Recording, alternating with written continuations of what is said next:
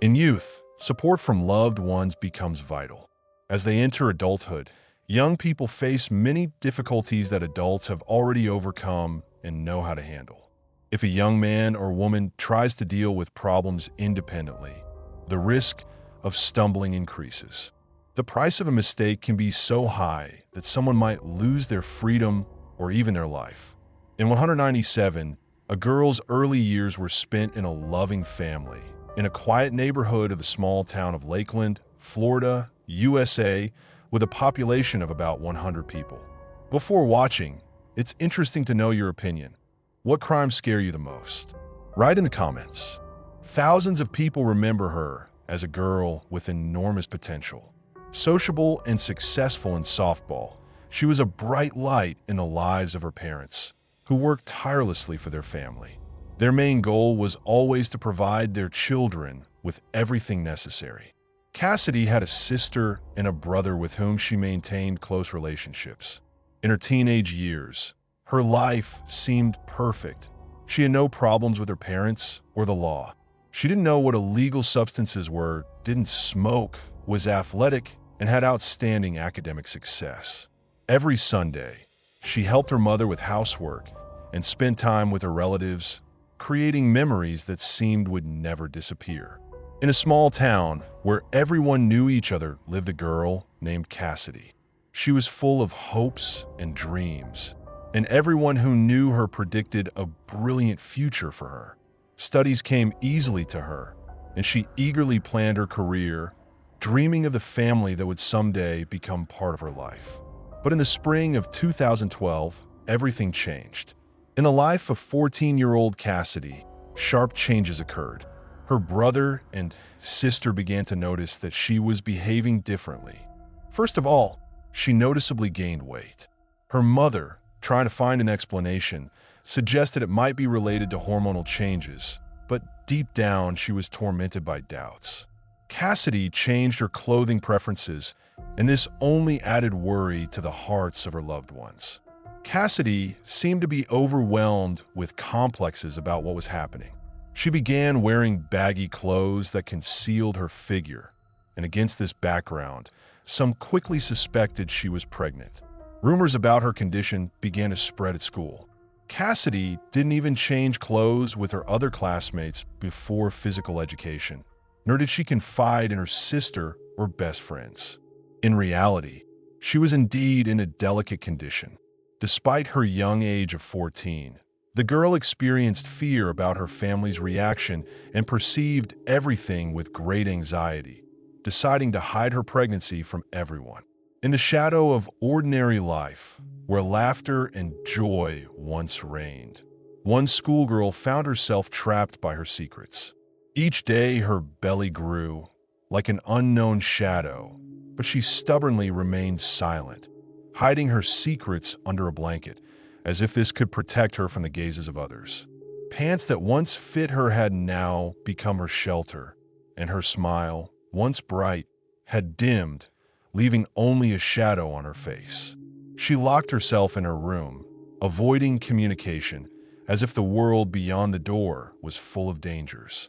Church, once a place of comfort, had now become a trap for her, where acquaintances could see her changed. And of course, her sister and mother began to notice oddities in her behavior, as if dark clouds were gathering over their home, foretelling a storm that no one could stop. In the shadow of family secrets, where trust and secrets intertwined, one woman decided on a conversation that could change everything. Rumors about her daughter's possible pregnancy, passed on by her second daughter, made her wary.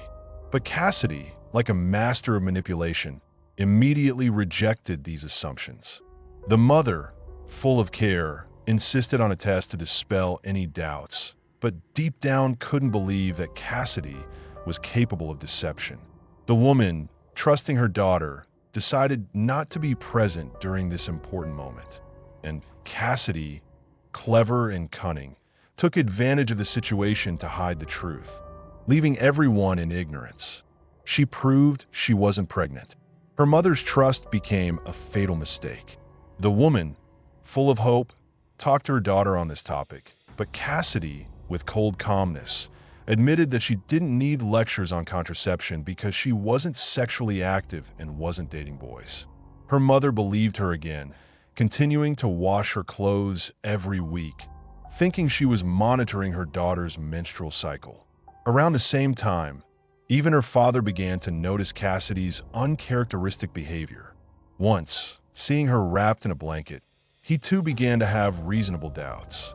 In the shadow of family conversations, where everyone tried to find the truth, the man, like the others, tried to ask questions, but his daughter, like a fortress, rejected any suspicions. Her brother and sister, filled with doubts, couldn't leave this unaddressed.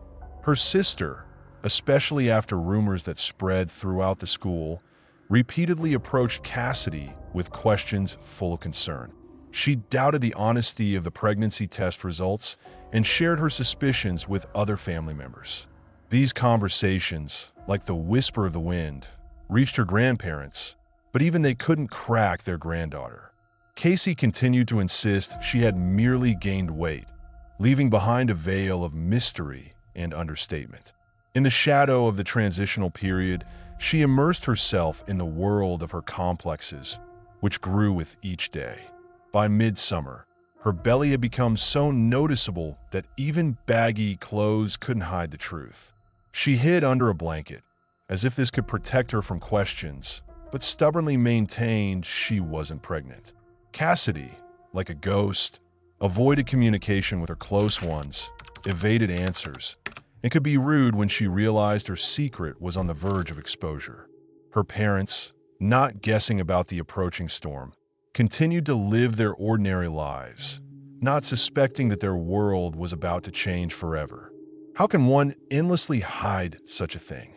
On that ominous day, September 19th, 2012, when the clock relentlessly approached the moment of childbirth, Cassidy's mother felt something was wrong. She entered the bathroom, where silence had reigned for a long time, and her gaze fell on the toilet, bloody and frightening. The woman's heart beat faster. Anxiety seized her. She headed to her daughter's room, and what she saw made her blood freeze in her veins. Cassidy, a schoolgirl, seemed to be on the edge, pale and exhausted, but her lips remained sealed. She tried to hide the horror, but her mother knew. Something terrible had happened, and this was just the beginning. The discovered blood foreshadowed a tragedy that would forever change their lives. The blood was not going to retreat when the woman, gripped with anxiety, grabbed her daughter and rushed to the medical center. In the emergency room, she said with a trembling voice that the girl might have had a miscarriage. The mother insistently asked the doctors to conduct an examination to find out what had actually happened. After a thorough examination, the schoolgirl realized that it was useless to deny it. With a heavy heart, she admitted, yes, she did have a miscarriage. No one knew about the real terms of the pregnancy, and the woman couldn't confirm anything, again believing Cassidy's words. According to the girl's story, when she was sitting on the toilet, the fetus simply fell out, leaving behind only silence and horror. Cassidy, as if caught in a trap, didn't have time to realize what had happened when she accidentally flushed away the evidence. Fear seized her, and she decided not to share this with her mother. If it weren't for the moment when the woman noticed the blood, who knows how all this would have ended. Everything sounded plausible enough, considering the suspicious wounds on the teenager's body. However, there were no grounds for suspicion. The girls were provided with the necessary help. The wounds were treated, and they were sent home to recover. The mother and Cassidy returned to their familiar walls, both trying not to recall what had happened. The woman provided her daughter with comprehensive support, but the shadow of what had happened still remained between them. On September 22nd, 2012, on that ominous day, Cassidy's mother felt something strange. An unpleasant smell coming from her daughter's room made her alert. She decided that perhaps her daughter had simply forgotten to throw away something spoiled and began to clean, not suspecting what awaited her. In the corner of the room stood a container with dirty clothes, and when the woman began to sort through its contents, It became clear that this was where that foul smell was coming from. At the bottom of the container, among the dirty clothes, she stumbled upon a box that concealed something horrible. How many people will be able to watch this episode to the end? If you're ready, right? I'm brave in the comments.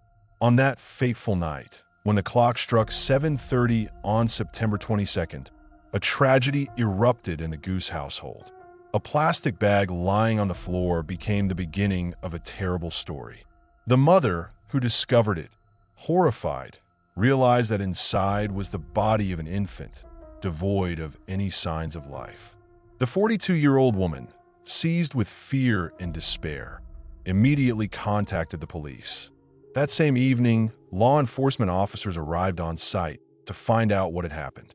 Cassidy, without much resistance, was taken to the station for questioning. During the conversation, she admitted that there had been no miscarriage. She had simply given birth and hidden the baby's body from everyone. On that fateful day, when Cassidy's water broke, she, gathering the wet bedding, tried to hide the horror that had occurred in her life. In the bathroom, in silence, the girl pretended to be taking a shower, but in reality, she was hiding the horror that had just occurred. She took a towel and clenched it between her teeth to suppress screams of pain when Cassie, in desperation, gave birth while sitting on the toilet. Scissors became her only tool in this terrible act, allowing her to extract the child from herself. When it was all over, she grabbed a towel to clean the bathroom of blood, and the exhausted mother was left with a bloody infant. She felt him breathing, but the fear of exposure took over her. At this moment, Cassidy made a decision that would forever change her life. She strangled him. She took her newborn child and, as if it were part of a carefully thought-out plan, hid him in a plastic bag. This bag she carefully placed in a shoebox and stuffed it in her room. Thus, the tiny human ended up in a container surrounded by dirty laundry. Amazingly, the schoolgirl managed to commit this terrible act quickly and unnoticed, even when other family members were at home. Detectives, trying to classify this crime, were intrigued by the details. The girl, not wanting to hide the truth, agreed to tell everything and conduct a reconstruction of events, showing every detail of her act. These actions, captured on camera, became the beginning of a dreadful story. She was given a Santa Claus doll, and it was on this doll that Cassidy demonstrated her terrible acts. The boy, who found himself in her arms, didn't open his eyes, but the heroine of this dark tale understood that he was terrified. She grabbed the newborn by the throat and squeezed with all her might. According to her, she was sure the baby wouldn't survive. The murder occurred when the child was still connected to the mother by the umbilical cord. After that, she cut it, washed herself, and then packaged the baby's body in a plastic bag and hid it in a container with dirty laundry. The girl, seized with panic, didn't know what to do with the box containing the body.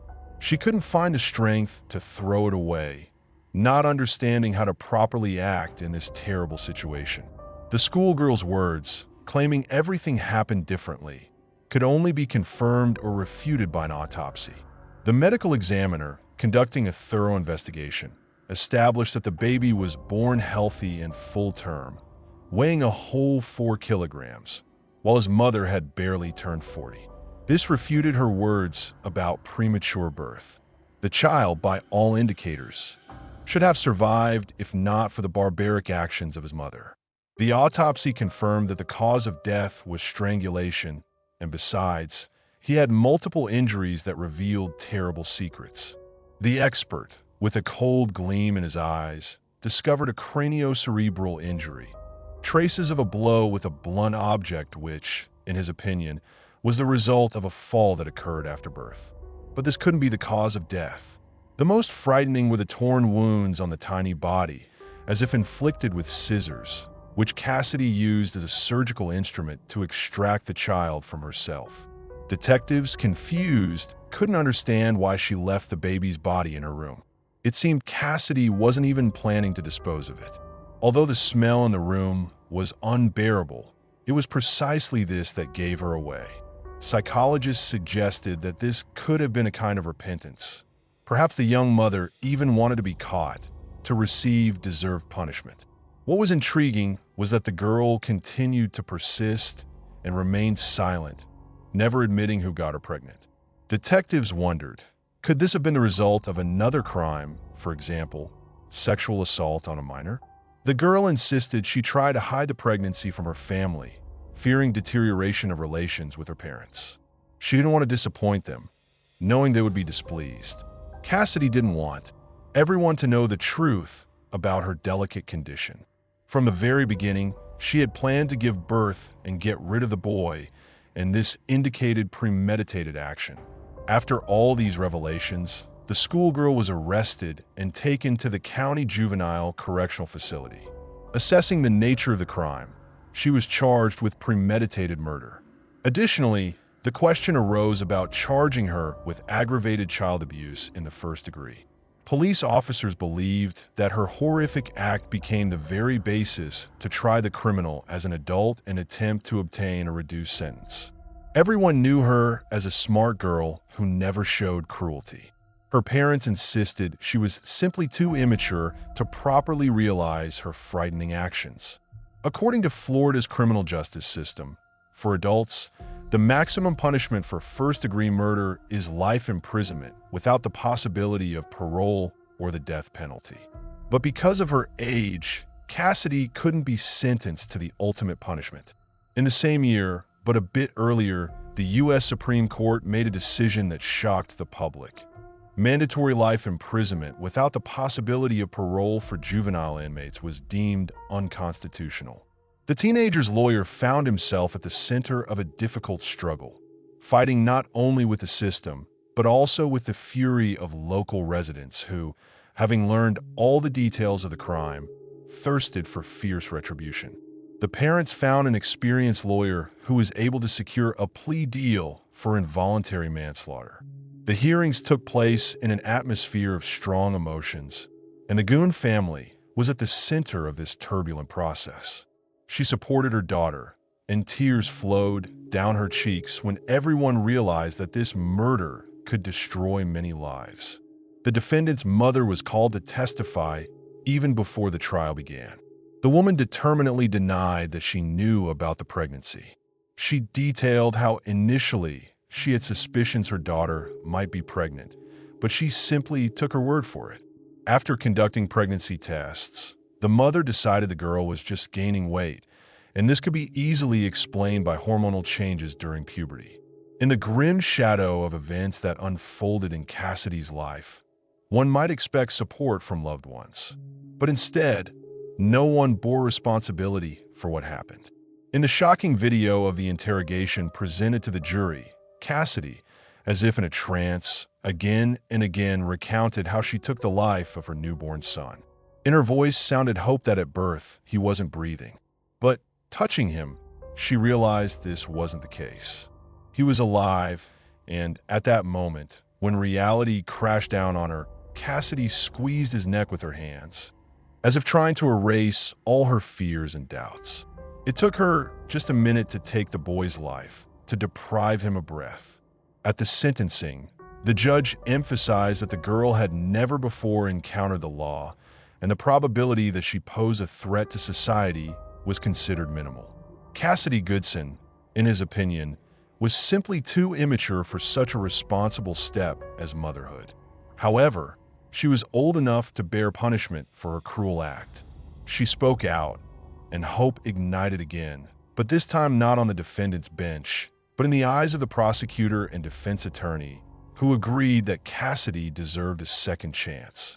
The decision was made. She would be sent to a special program at the Hillsborough Academy for Girls. When she left the courtroom, Cassidy wiped away tears with the sleeve of her prison robe. After several months, she was to appear in court again for a commission to decide her further fate. She was sentenced to 1.5 years of imprisonment, and it was emphasized that if the girl again stepped onto the slippery path of crime, the consequences would be terrible. Cassidy won't have a second chance. After release, her life will be under vigilant control, and any violation of rules could return her behind bars for a whole 15 years. Now she's an adult, and the consequences of her actions will be much more serious. The investigation concerning the name of the child's father attracted special attention. Detectives were able to establish that paternity belonged to another minor who didn't even know about the pregnancy. His relationship with Cassidy had ended, but the specific name of the boy remained in the shadows so that no outsider would learn the truth. In this high-profile case, which caused wide public resonance, the person involved wasn't harmed. Prolonged disputes and debates were just beginning, and this case stirred up the entire country. All local and national media talked about this case. It seemed everyone wanted to comment on the incident. The lawyer, masterfully using this wave of interest, referred to the works of many famous professors from the fields of psychology and psychiatry. In particular, one of the works analyzed in detail numerous incidents similar to Cassidy Goodson's case. He identified one common pattern. According to one theory, girls experience the greatest fear of hiding pregnancy from their mothers. It's intriguing that most such crimes are committed by unmarried girls afraid of condemnation from their parents. However, not everyone agrees with this viewpoint. Some studies by other experts indicate that fathers show greater strictness in such matters. In any case, this raises the delicate question of the role of family and their contribution to tragic events, such as the death of the boy. The fear of confessing to relatives, afraid of deteriorating relationships, becomes a real test for many. Cassidy, despite all the obvious evidence, stubbornly continued to defend her version of events, sinking into a world of lies. For many, this question became a real wound, especially after what happened. Psychiatrists, like two opposing camps, were divided in their opinions. Some sided with Cassidy, considering her family indirectly guilty, while others without hesitation pointed to the girl herself as the main culprit. These disputes flared up with new force when experts began analyzing the results of their research, including the work of one of them, who shared data about how 7 out of 9 girls who committed similar crimes were often their father's favorites or grew up without mothers. Despite the fact that they themselves didn't suffer from mental disorders in everyday life, their existence was permeated with a dangerous mixing of roles. This introduced serious distorted adjustments to their behavior, which ultimately led to terrible acts such as the murder of newborns.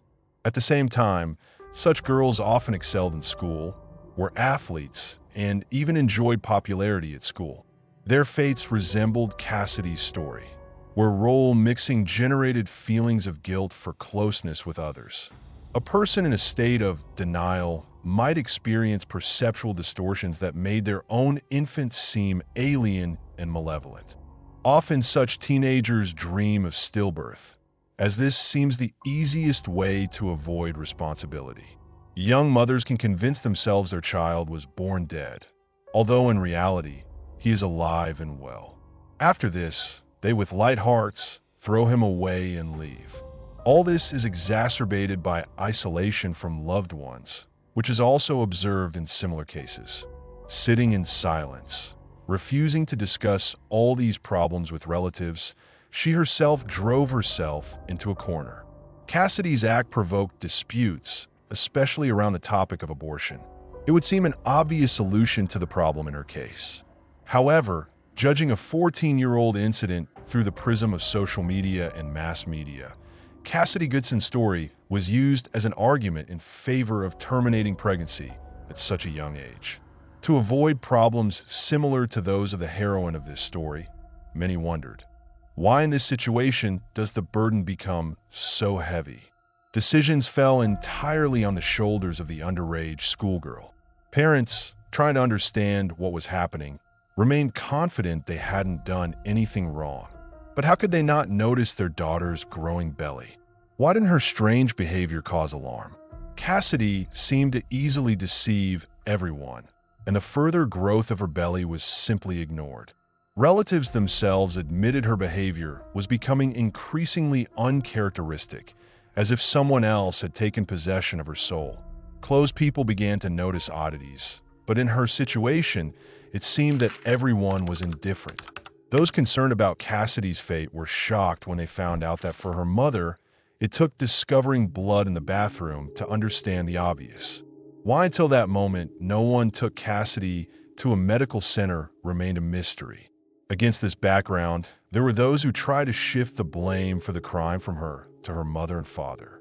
People believed the teenager simply didn't receive enough attention from her loved ones, and this could have played a role in the tragedy. Hiding the true reason for her actions, she found herself at the center of a shocking story. Society was divided into two camps, and many were shocked to learn that she used scissors.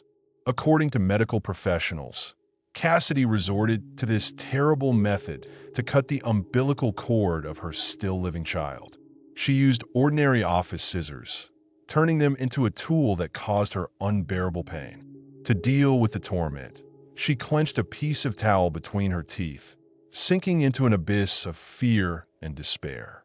Between her teeth, it was unclear what exactly led to this: the mental or emotional state of the schoolgirl herself, or whether she was so frightened of what her parents might do to her that she was ready to endure any torture, just so her mother and father wouldn't find out what was happening.